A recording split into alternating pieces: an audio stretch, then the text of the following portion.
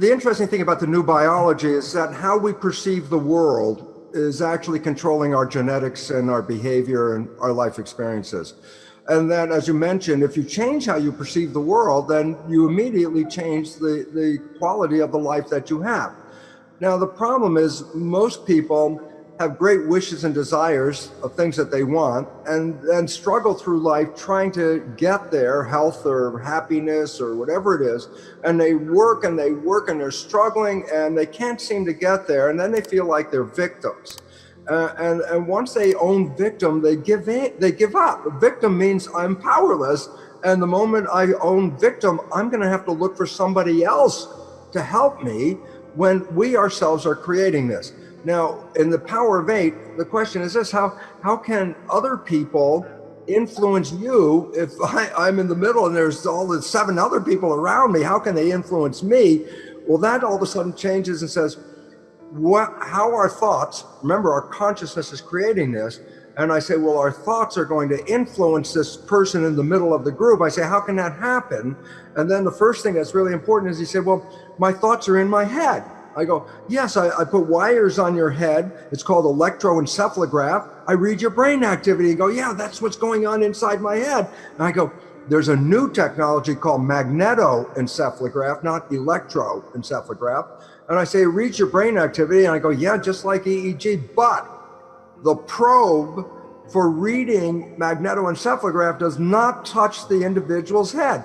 The probe is outside.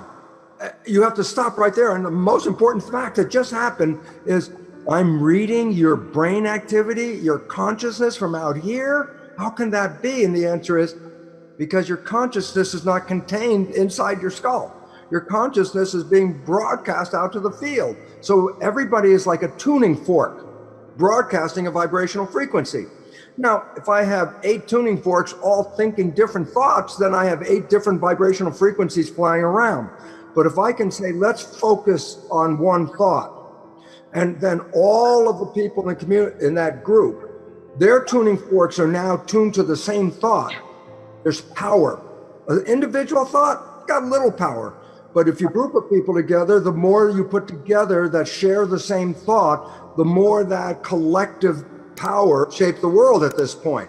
This is a crowd response. This is a cultural community response. When you get enough people to share the same belief and everyone's broadcasting the field, and the field is giving shape to the structure, and we have a coherent field, then all of a sudden that structure manifests.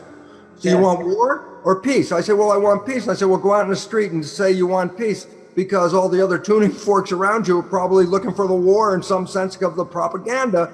And all of a sudden you realize there's a war. You can't have peace until what? Enough tuning forks are sharing the same consciousness, and that field becomes so powerful because, let me give you an Einstein quote. This is powerful. The field is the sole governing agency of the particle, which simply says the invisible energy field is responsible for giving shape to the physical world that we perceive. And I say, well, why is that relevant? And the answer is, well, obvious.